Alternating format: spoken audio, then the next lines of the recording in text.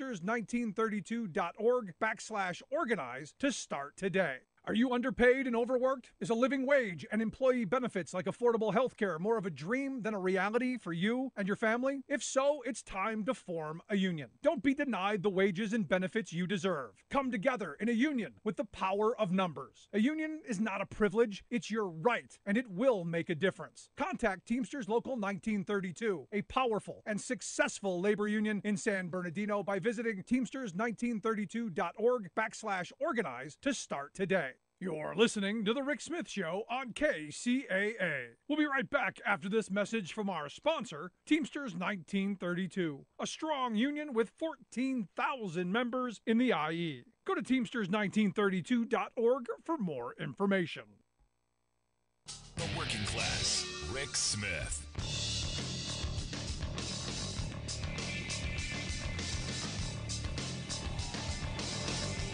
And welcome, brothers, sisters, working class heroes. This is The Rick Smith Show. Thanks so much for being here.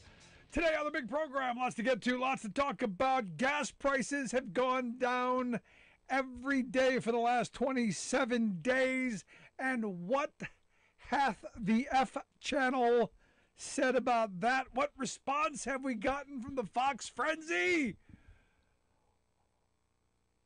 What are the mom and pops going to do? Gas prices are falling too fast. It's bad. Joe Biden is killing mom and pop. They're killing the struggling small gas station owner. Oh, that Joe Biden. Oh, he's killing mom and pop. It's falling too fast. It's killing them too fast. Too fast. The decline is historically faster than usual. Those independent mom and pop gas stations, which are littering the countrysides, evidently. They're everywhere. I'm sure you've seen maybe one of them still somewhere, possibly out there, wherever, that the chains haven't gobbled up already. Yeah, there could be one maybe with the welfare queen and the small family farmer who, with the estate tax, there could be, but that's what the F channel's all upset about. Gas prices falling too bad. Now remember, just the other day, gas prices too high. Oh, Joe Biden did that. Yeah. And it's one of those things where you go, does anyone pay attention to what they're being spoon-fed over there at the Outrage channel? Does anyone bother to understand that it's constant outrage candy just to make them angry about something every day? Not thinking about the consistency or if it makes sense, just to be angry? Anybody? Anything? Evidently not, because I thought we wanted lower gas prices. I thought that was the goal. I thought the goal was, hey, Joe Biden, do something. Gas prices are too high. Do something. And what'd he do? He went after, he lowered the gas taxes. He went after those CEOs and said, hey, I'm looking at you. Do something. We're paying attention. He started to come down. Now, evidently, too fast. Too fast for Fox. Too fast for the F channel.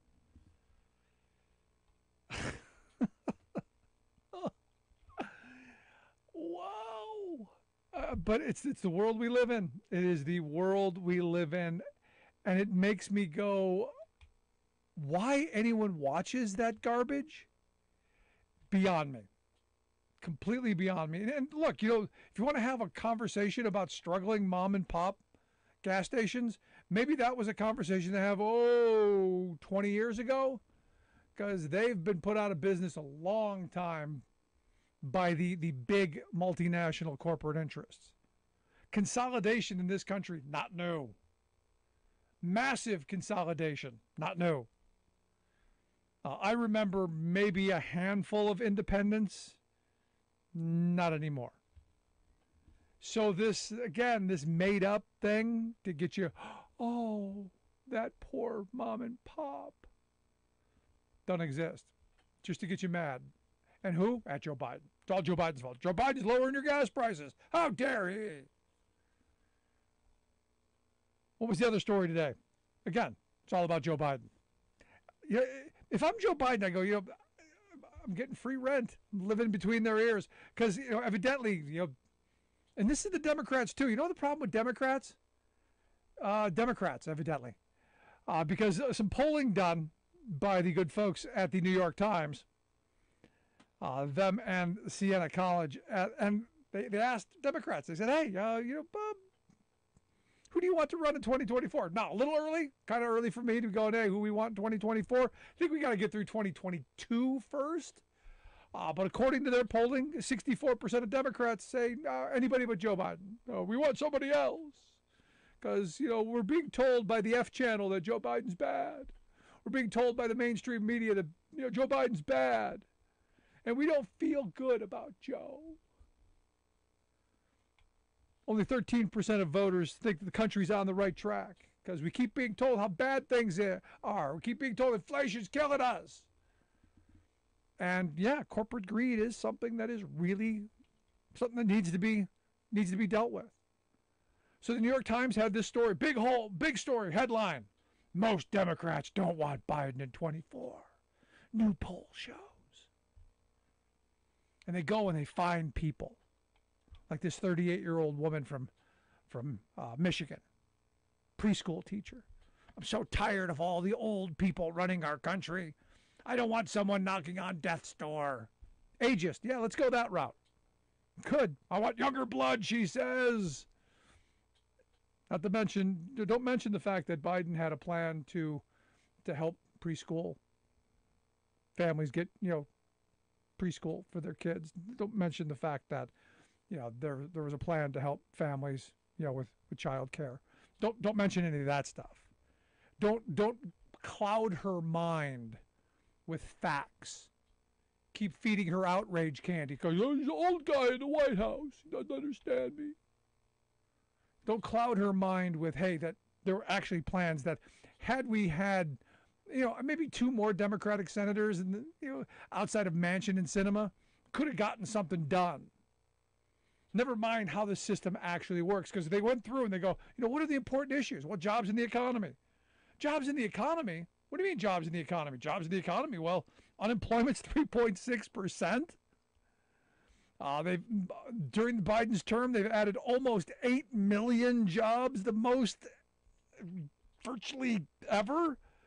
GDP growth 5.7%. Wages are up 5.6%. If you care about the deficit, it's down. You go, things are going in the right direction. Oh, but wages aren't keeping up. Yeah, you know why wages aren't keeping up? Pretty simple. We don't have the bargaining power. We need stronger unions. And what's Joe Biden want to do about that? Wants to strengthen unions. But he hasn't done anything. Yes, because Senate, the place where good ideas go to die. Because, we don't do old guy in the wall. Didn't get enough of what we want. 41-year-old trucker, they quote from Ocean Township, New Jersey. He's not aggressive enough to get his agenda done. Wow, how aggressive. Do you want him to go to the Senate and beat up Joe Manchin? I do, but it's not going to help. This guy from New Jersey goes, well, Trump wasn't afraid to get his people in line. What do you mean, to tear things down? What exactly do you mean? What did Trump do during his tenure? He gave lots of money to rich people, did that, mission accomplished, check. But the Republican Party was going to do that anyway. Didn't help average, everyday working people. And you go, but Rick, but he was tough. He caused a lot of chaos. Yeah, he caused a lot of chaos. He got impeached twice. Had a bunch of people, defecate on the floor of our Capitol. If that's what you think is moving the country forward, we got different definitions. They also quote a 69-year-old registered Republican from Schenectady, New York, a retired machinist. And I would bet a retired union guy with a union pension who had good health care and job security and safe working conditions and all those things his entire life benefited from all of those Democratic policies, but yet he's going to vote for the Republicans because he pulled himself up by the bootstraps. And he voted for Biden because, he gave him a chance, but he regrets it now. And in 24, he's going back. He said, I thought he was going to do something for this country. Now he's doing nothing. Nothing? He's been the most pro-union president of my lifetime. Pushing very, very pro-union ideas and policies. Talking about, hey, how do we raise wages? How do we make better working conditions? How do we make better opportunities? How do we make things better for our children? Understand, the Republican Party hates working people, and their policies have shown that. All of the things that have happened over the last 40 years have been because we have followed conservative Republican policies down a rat hole. Our standard of living is much worse off today because of supply-side voodoo Reaganomics and the assault on organized labor. That is reality. Our grandparents' generation made much higher wages. The job that I do, the job I did 30 years ago, that I still do today, I made a better standard of living 30 years ago than I do today, with better benefits and better conditions. And why is that? Well, because back then it was 85% unionized. Today it's about 10%. And how did that happen? That happened because, well, conservative ideology, supply side voodoo Reaganomics, neoliberal Democrats going, yes, we can work with conservatives. We can come together with deregulation. We don't need those unions. We're better than that now. Going to vote for the Republicans, he says. And Mitch McConnell says, hey, if those Democrats do anything I don't like, we're going to paralyze the Senate. Going to do nothing. That was his comment here the other day. If you do anything on the climate, you do anything to save the future of this planet, we're going to shut things down.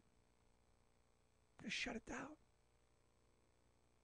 Now, he's in the minority, but he knows he's got Manchin and Sinema.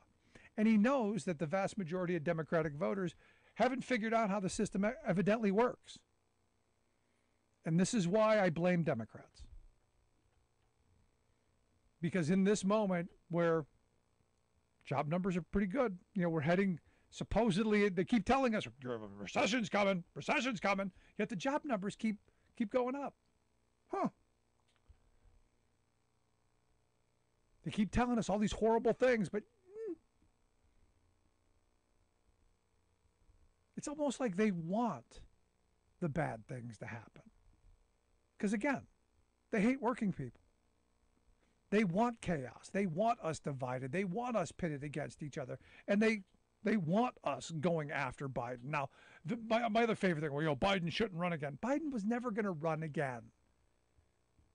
He was always going to be a one-term president. He's 79 years old. I don't think he had it in his head he was going to run for 2 terms. Now, you don't come out on day one and go, yeah, I'm running for 1 term. Because who wants to be a lame duck president on the day you take office? It's pretty simple. But get your heads out of the behind. Fight, stand up, speak out, and enough of this. Enough of this. Stop it. Stop it. Love to hear your thoughts. Email me, rick@thericksmithshow.com, or give us a call, 1-866-416-RICK, 1-866-416-7425. Break right back after this. If you miss any of the show, you want to hear that again because it's important, podcast. Wherever you get your podcast, you'll find ours. Never miss a moment. Subscribe, share, like, comment, all of that stuff. Really appreciate it. Quick break right back after this. Stick around. You're listening to The Rick Smith Show. For working people, come to talk.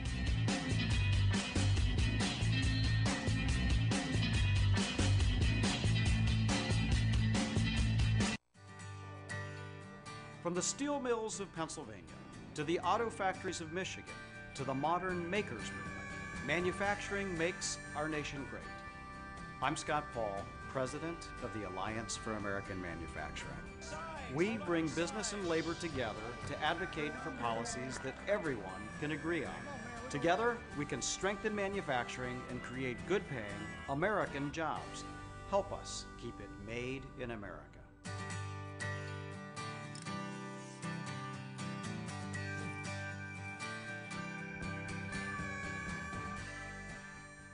For a long period of time, I wasn't really sure what I wanted to do. I started my career in the operations field, just kept taking on new projects. There's so many different opportunities that you can pursue in clean energy. But it was really great to know that there was a company so close to home in the renewable energy business. Investment in the area would be huge. It would be great to be able to expand the area and give people jobs. Having these opportunities for the younger generation would mean a lot for our community.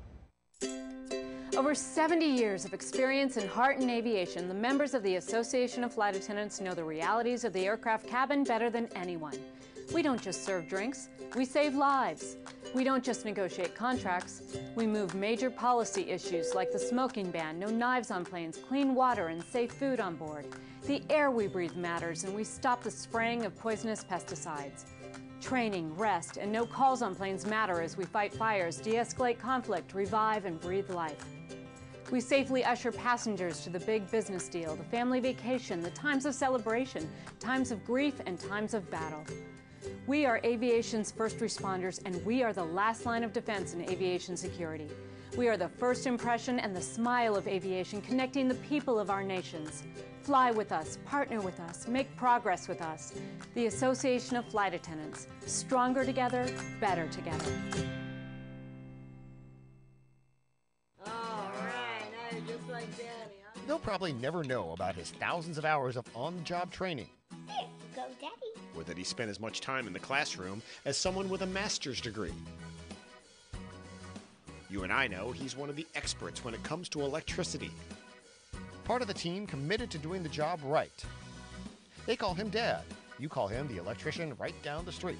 IBEW, the power professionals in your neighborhood.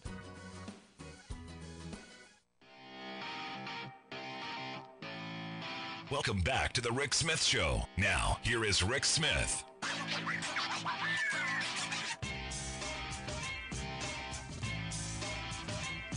File this under you can never have enough worker power. This is a great story coming out of the New York, New Jersey area where you had community and labor groups that came together because Amazon wanted to build this this hub at the Newark airport, and it was a big deal.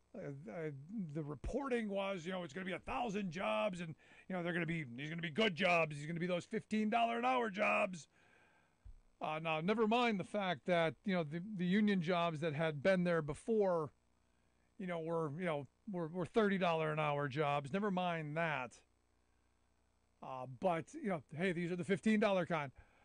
But you had activists in the environment, activists in labor. You had people community groups come together and go, what kind of jobs are these going to be?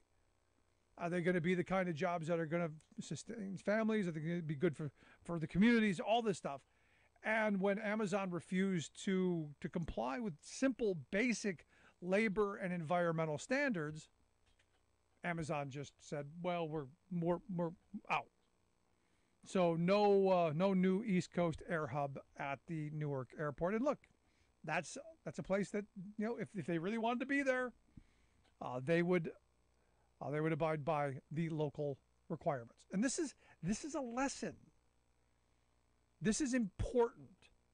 This is the kind of stuff where working people need to come together and go, hey, we do have some power when we stand together. We do have the ability to stand up and say, it's our community. This is where we live. We want to make sure that these jobs are good jobs. They're safe jobs. They're the kind of jobs that we want in our community. Because we know, and we've talked about this before, Amazon does not have the greatest record for worker safety. In fact, they're pretty bad. But you had these community organizers, these people going out knocking thousands of doors, direct action, people coming out, getting in the streets. They did a petition drive. They got thousands of community signatures on these drives. They got elected officials involved. This is what has to happen. It is this kind of grassroots, bottom-up kind of organizing that has to happen, not just in New York, New Jersey. This has to happen in every community. This is what worker power looks like. And this is outside of the political sphere. This isn't right or left. And I keep talking about this. This isn't right, left. This isn't Republican, Democrat. This isn't conservative, liberal. This is top down. This is big money versus the rest of us. This is taking on the powerful special interests and ensuring that they do the right thing. Look, I want Amazon to be able to build their facility. I do. I want them to be able to run their business. I want them to do their thing. But those jobs have got to be beneficial to the community. They've got to do it in a way that's responsible, that's not going to destroy others. And this is part of that. And look, this is happening in a bunch of other places.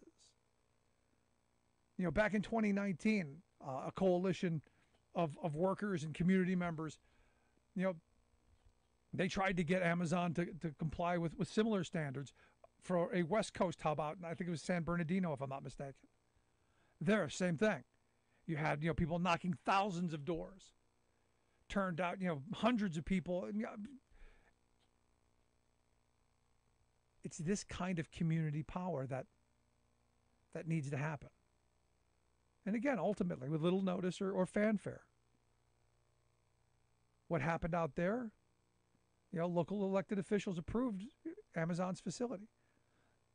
The reason that what happened in New York, in New Jersey here, what happened is so big, is they were able to stop it.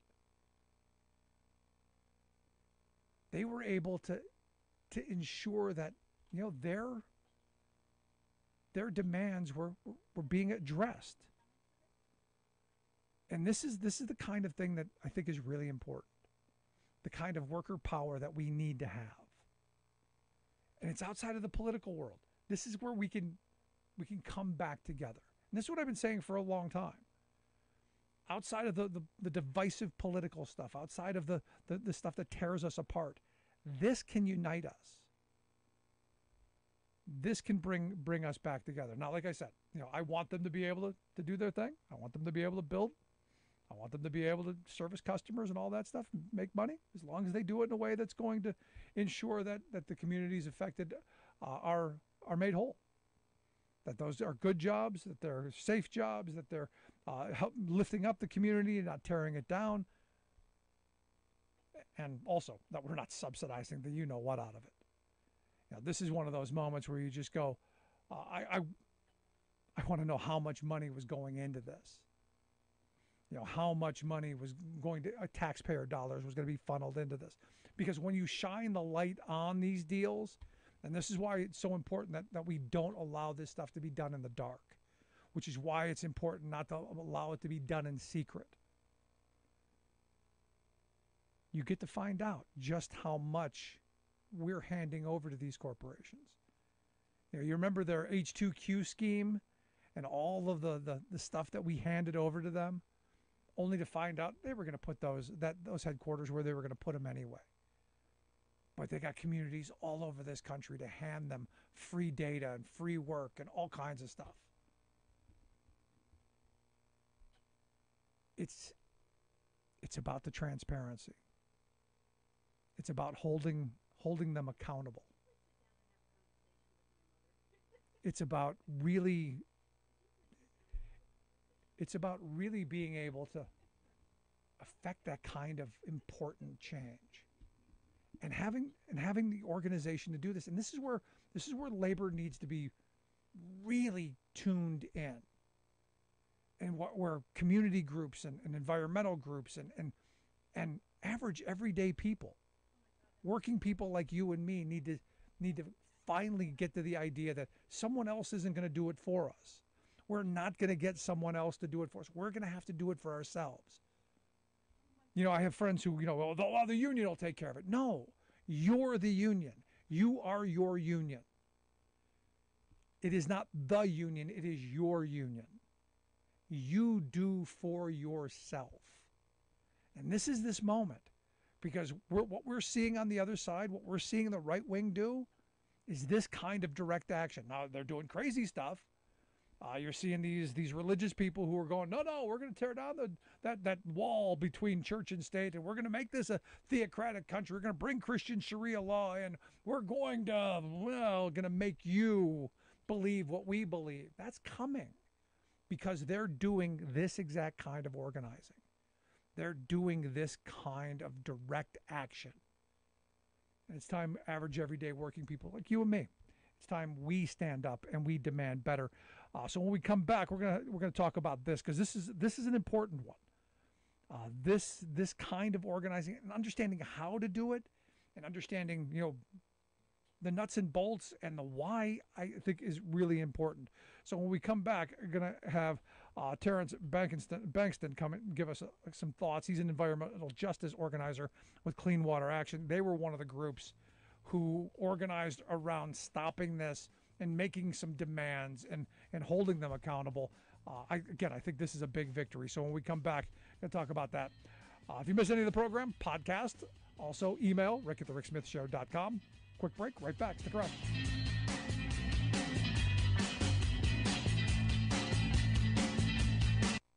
I've been driving buses for 5 years, and my day-to-day routine is I wake up a little earlier than most people. I get on a bus, I go out, I pick up some students and make sure they get to school nice and safe. Here in Fairbanks, Alaska, that can be a challenge because of the winter weather and the icy roads. But I love the job. So the Teamsters are great. They provide us a lot of protections. They've always taken care of their people, made sure that our jobs were secure. We didn't have to worry about whether or not we'd have a job from day to day. And that's amazing, because before we'd be working 4, 6, 8 hours a day and only earning minimum wage. Was real difficult to make a living. And the Teamsters pushed a law so we make something we can live off of and not have to have a second job. What absolutely gives me peace of mind, the union membership allows me to focus on this job without having to worry about whether or not my family is going to be taken care of. I'm Andrew Case, and I'm proud to be Teamsters Local 959. We've been farming the same farm for 3 generations, and it's just always been where I've wanted to be. Any farmer you talk to in Montana will tell you that the climate is definitely changing. The weather is way more extreme. We went from the wettest year we've ever had to this year with the worst drought we've had since the 80s. We have done everything we can to keep water going, but it got close to running out. Farmers can't afford the cost of climate change. Congress has to get this done.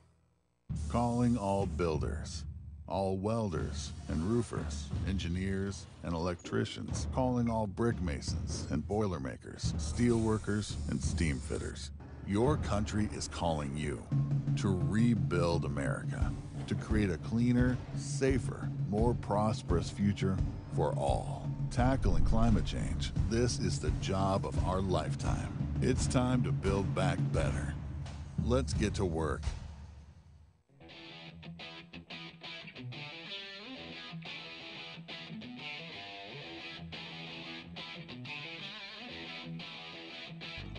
Welcome back to the Rick Smith Show. Now, here is Rick Smith.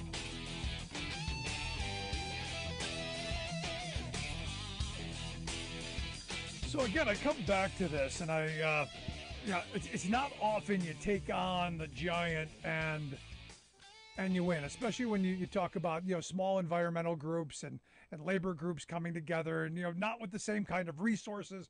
I mean, look, Amazon is a behemoth with basically limitless resources. If they want, they get what they want usually. So the fact that you had a bunch of environmental and labor folks coming together and saying, you know what, we care about the wages that the workers make. We care about the environment. We care about the community, and those should be addressed. And to actually, affect that, I think is a pretty significant victory. And that's why I've asked Terrence Bankston to come talk with us. Terrence is the environmental justice organizer with Clean Water Action. Their website, cleanwateraction.org. Terrence, thanks for taking time for us. Thank you, Rick, for having us and for your platform caring about this issue and helping to lift it up. No, I think this is incredible. I think, we talk about worker power here all the time. We talk about, about the reality of, for so often we're forced into the frame of, it's Democrats versus Republicans, it's the right versus the left, males against females. You know the divides. When the divide really is top down, it's the wealthy and the powerful versus all of the rest of us. And this is this kind of David and Goliath situation, I think. Well, absolutely. I mean, when you talk about power, the New York and the New Jersey Port Authority is one of the most powerful bodies of of appointed officials. I mean, when you go to their meetings, they guard them like they're the president, which shows how important they are. But when we go there and we find out that these commissioners or these board members are appointed by the governor of New Jersey and the governor of New York, yet many folks who come from the South Ward of Newark community, where the airport is in our backyard, or Elizabeth, or Jersey City, other areas, other towns that are affected by what goes on and not at the port. It's to see the disconnect between the community, the local leaders, and that board is astounding. And so being able to have local residents for many of us, going to that meeting for the first time and having our voice be heard was powerful. And then we also noticed the lack of diversity on the board as well. I think there were 2 folks of color, and one was present and one was not. And so when we talk about Black and brown communities, the only and the best people that can speak from us are those that are from those communities, those who are actually affected day to day. They are the best people to speak for us and to advocate for us. And so this was an example of us not so much chastising or beating up on the board, but saying our voice matters too. Not just the guys, the powerful guys up at the top, the rich guys, as you said earlier. Yeah, no, this is, as I said, this is the kind of model moving forward that I think we need to take up. This is direct action democracy. This is participatory democracy. This is what we're supposed to be about. This is what I believe our country is supposed to be. So when I see it actually work, we got to celebrate this. You got to say, yeah, this is something that we want. Now, look, do I want Amazon to be able to build their facilities? Yeah, if they're good corporate partners and they're going to create good jobs and they're going to play by the rules and they're going to do all the things that we want and need them to do, sure. But they got to meet those demands first, I believe. Yeah, and I think that, meeting demands, we have elected officials and we have many appointed officials, and some folks don't even know how these positions work, how our government works, right? But we talk about representation. So when Amazon wants to come, a major warehouse or any entity wants to come into our community, we want something called a community benefits agreement. That is something that comes prior to a press conference, prior to backdoor deals being made. Is saying, well, let's talk to folks who represent the interests of the community, who are there day to day doing the work that's about not just social justice, but overall quality of life, and have a conversation with them. And so when we talk about an Amazon adding more, Rick, I grew up in the South Ward with airplanes shaking my house. Imagine that. My friends in suburban towns and my colleagues in suburban towns, they don't understand that. They didn't have airplanes shaking their house growing up. And so when we talk about more airplanes in the air, I don't know if you rode through our Newark streets, some folks, complain, residents and visitors, about our potholes. Well, if you're going to add more trucks, when we talk about the pollution, that's one piece, but we're going to add more trucks and more vehicles that's destroying our roads. What are you doing to help pave those roads instead of that falling on the taxpayer? So it was so many different levels that this impacted the community, not just from the labor piece, the environmental justice piece, but just accountability. I mean, only in a Newark could you just come here and say, I'm going to do what I want to do and not have a conversation with the community. And we got together 9 months ago, Rick, and we said no, and we stuck to it. For the most part, folks volunteered their time, meeting weekly, sometimes twice a week, just planning and going out into the field to canvass door to door was probably the most, I think, rewarding, because there were so many folks who said, you know what, I don't work at Amazon, but I know somebody who do, and I know what you're talking about. And they begin to have conversations with their neighbors and actually invite us into community meetings to talk more about this warehouse issue. No, it's important. Now, on the airplane thing, I grew up in a housing project on the west side of Cleveland, right next to Cleveland Hopkins Airport. And we were right on the landing path, so I know exactly what you're talking about. 3 o'clock in the morning, the windows are shaking. I know exactly what you're talking about. But you said something that most people have never heard of: a community benefits agreement. This idea that if we're going to allow corporate America to come in, that there has to be some benefit to the community. This is kind of a different bit of thinking for most people, because we just want the ribbon cutting, don't we?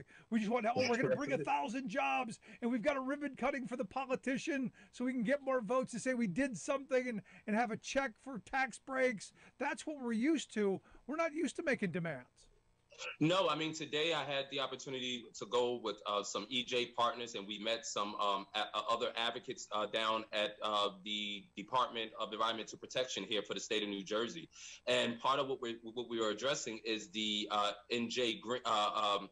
EJ rule, environmental justice rule. And so this is a law that will have policies being put forth. That was the reason for the hearings, that talks about expansion and the development of these type of warehouses and the standard that they must have for not just creating these spaces, but even expanding later on down the road. And what that means, and what we were forcing in this rule, and why we were down in today's, we want the Department of EP to ensure that there are matter-of-fact stipulations that hold warehouses and these type of entities accountable to the community. That when the community, when these projects are coming up, we don't want a sign posted 200 feet from the location. We want it 1,000 feet. We want them to text us the way they text us about COVID shots, to text us about these type of projects coming, so that the community can be aware of it, and then they can exercise their right in the process to speak on it. And what happens when we speak on it is every person who files an application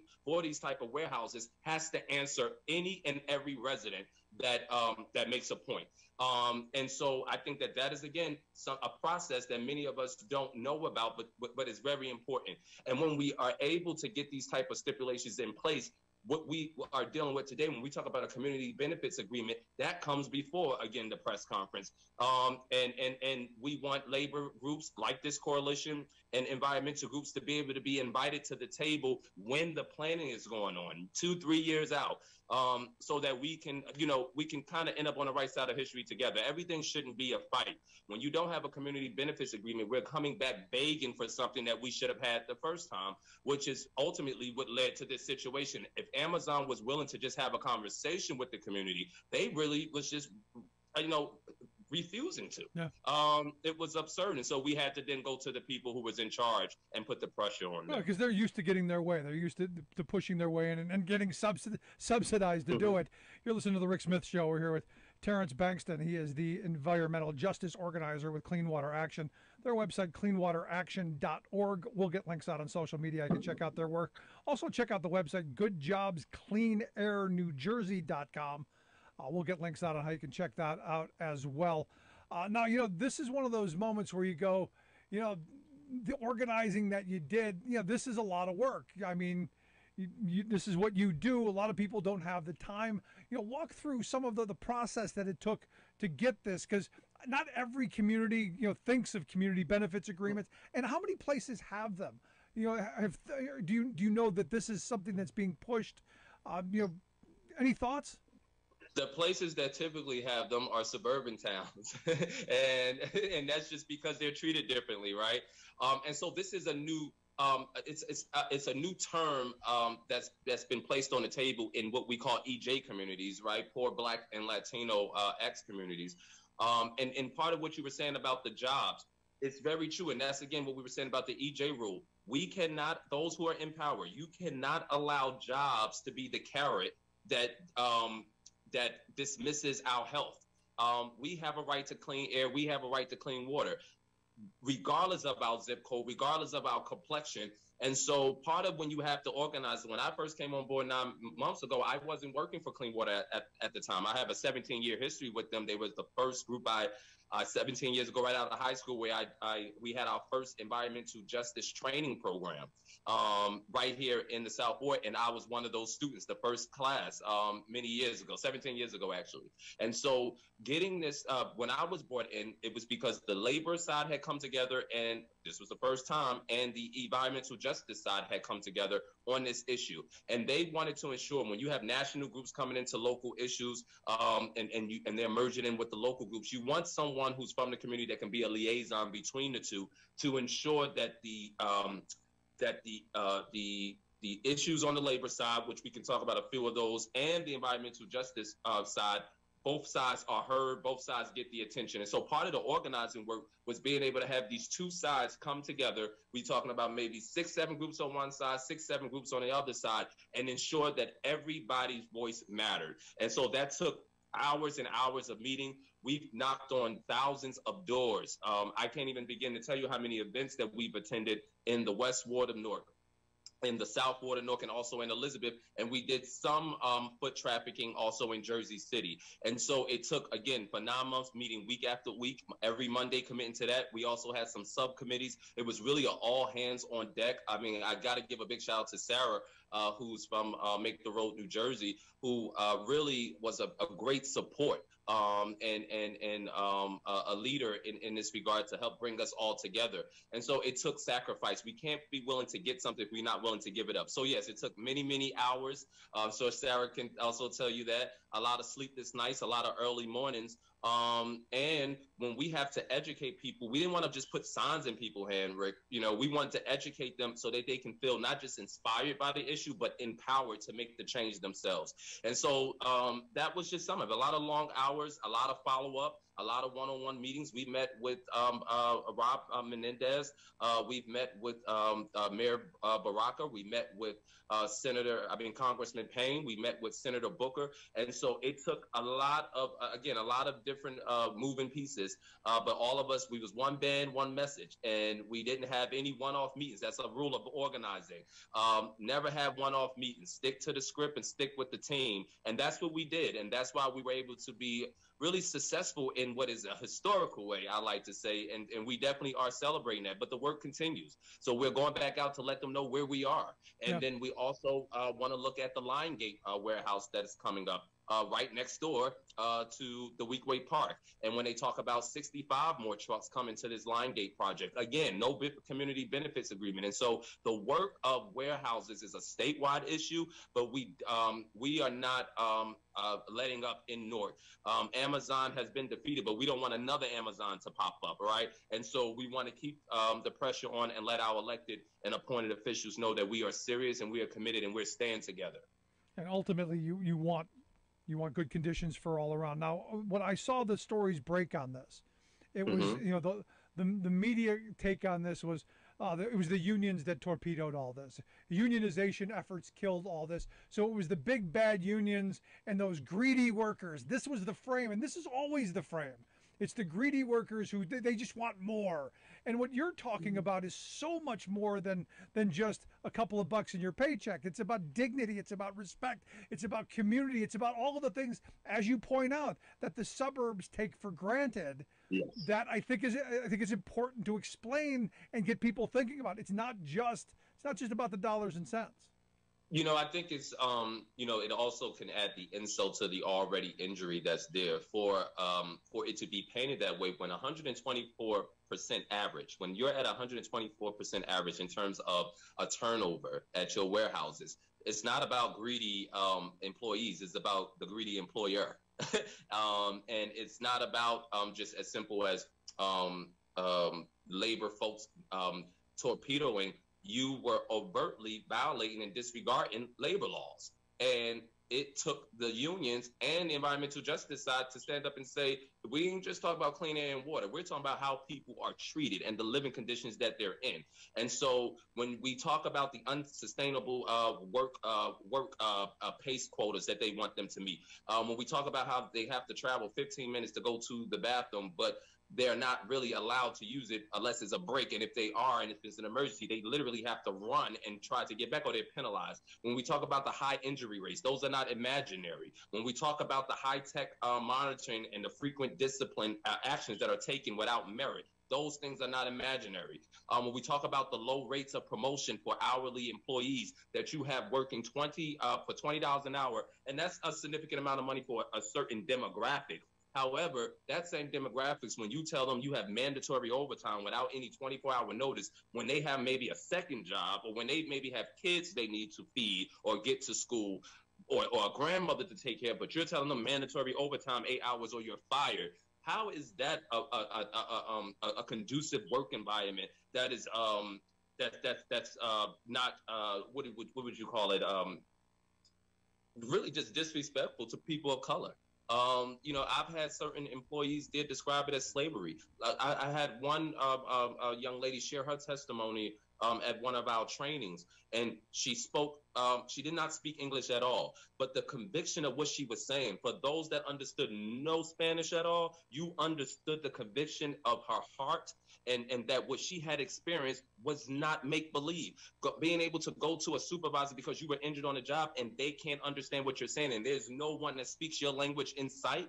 Imagine how frustrating that was for that young lady. And so these things are not about, it's not about greedy employees. I think it's about treating us with dignity. Again, this country has a history of treating Black folks and Latino folks any way they want, and we are living in an era where we are saying no more, and it's no more even in the environmental justice space, no more even in the labor space. This is not just about the Black Lives Matter movement and those type of other things that are going on in terms of social justice around this country. It's saying that we are even being treated. It's polluting. When we have an overburdened community that you put more of a burden on, you might as well put your knee on our neck. In other words, and so when they say that regardless of when we pass the NJ Green Amendment, that's another point that's linked to this. When we pass that amendment, when we get that hearing here, it will be illegal to pollute our air, and our government will be forced, and schools will be forced, and businesses that come into our community will be forced to not just say we're green because it's popular, but they would have to dot those I's and cross those T's before they can open a door. And that's where we want to move, not just North Tube, but places like Trenton and Camden throughout the state. There you go. Terrence, congratulations on the win. Good stuff. I hope you more to come. Yes. This is, again, historic, to use your word. Again, I hope to see more of this across this country. What you've done, I hope, will be the template going across the country. I appreciate you taking some time for us, sharing this. Thanks so much. Thank you. I appreciate you, and definitely would like to come back on to keep you updated. Outstanding. Good stuff, Terrence. Thanks so much. Terrence Bankston. He is the environmental justice organizer there with Clean Water Action. CleanWaterAction.org, the website. We'll get links out on social media. I can take a look at the stuff that they do. Going to take a quick break. Back with your thoughts. 1-866-416-RICK. 1-866-416-7425. This is The Rick Smith Show. We're working people. Come to talk.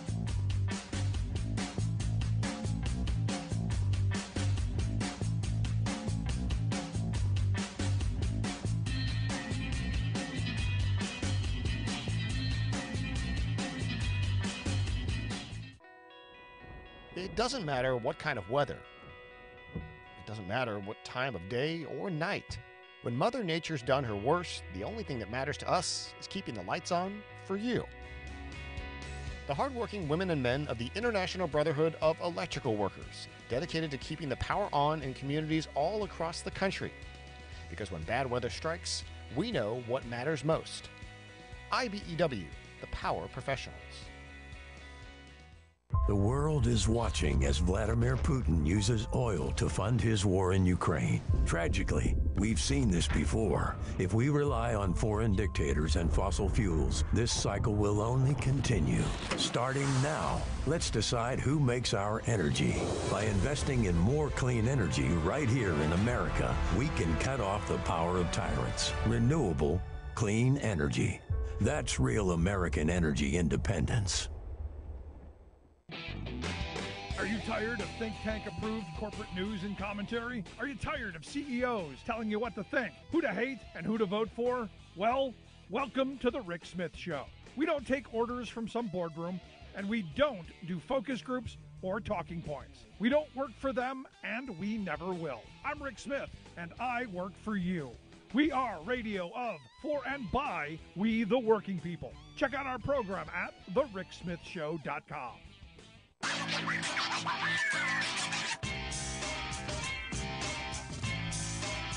This is a great story out of Ohio. This guy owns a couple of McDonald's. His name's Tony Fallu. Tony started working at McDonald's. This is his second job back in 1962, making 90 cents an hour. He became a manager. He eventually bought one, and then he bought another, and he bought another. He's 90 years old now. He owns a couple of them. When he had to close down for 3 months to rebuild, because every so often they have to remodel and rebuild, he paid all of his 90 employees all of their money, all of their wages during the rebuild. And you go through the story and you go, why is it, why would this guy? He didn't have to do it. Didn't have to do it. Could have just said, you're off on your own. Go collect unemployment. You're tough on you. And you go, this is the change. Because this is what this is what businesses used to do in the old days. This is what a 90-year-old guy remembers from the 1960s. This is how business used to run. Until we got smart, until we went and got educated. We treated people decent. We treated communities better. And I was talking with someone today who was saying, look, it used to be in the old days, the boss of the small business, he'd take the guys on Friday to the bar. He'd buy them drinks, or he'd buy them dinner, lunch on Fridays, whatever. He was part of it. We've corporatized so much. It's all about the self. It's all about the individual. It's all about me. It's all about the money. It's all about Wall Street. So when I see this National Bureau of Economic Research study that was just published, that says that they went and they looked at voter registration data from 3,700 executives at the S&P 1500. And what they found is that, the executive boardrooms are getting much more Republican.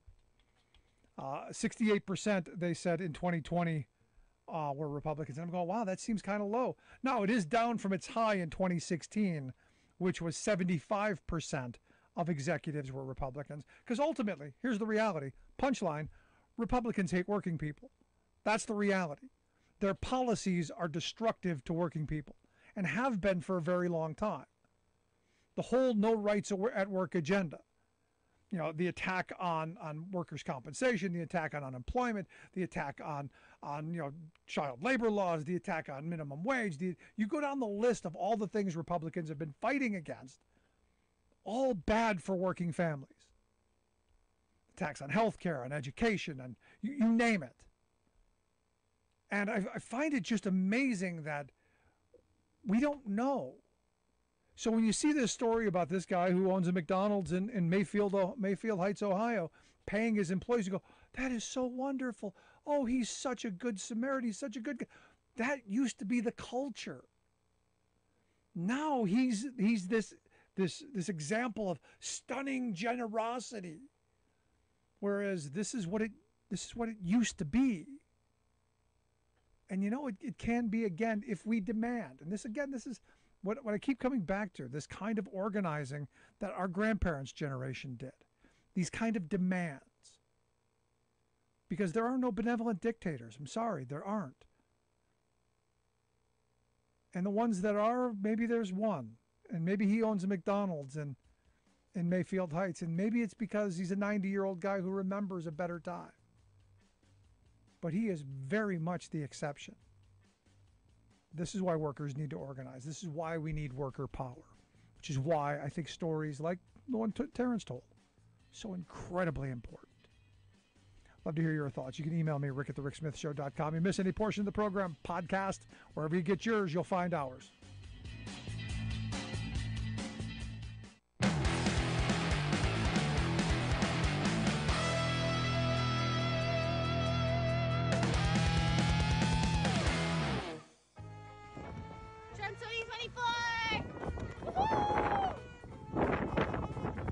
There is a demonic portal, a satanic portal above the White House that appeared shortly after the election of Biden. Next Congress, we will be investigating the January 6th committee and bringing I'll leave you with that. Because you are a witch, you are a rebellious Jezebel with your little lazy spirit. Women can't even get along with each other. They can't even figure out their friendships. they're not going to figure out the country. If a woman isn't is strong, or if she's a bitch or whatever she's doing, it's because her husband isn't leading her properly. I hear a lot of wah, wah, wah, not a lot of churning butter. And we are the Christian Taliban. And we will not stop until The Handmaid's Tale is a reality. And even worse than that. That is precisely what we intend to do, is to impose Christian laws on everyone in the United States of America. They'll make you a government dependent, and you'll vote for Democrats for the freebies for the rest of your lives. The last word of the anthem, the last word, is brave. And that always struck me as a mistake. Did he commit suicide? Was he suicided? We have no idea. Biden, where's your Build Back Better, motherfucker? F*** out of here. I declare this July 4th, 2022, to be a declaration of independence against the alien force on this planet today, waging war against humans and our biology and our very future, that is attempting to exterminate the majority of us and force the minority that's left to merge with AI computers and become cyborg slaves of Satan. Some whack job can say this stuff and get away with it?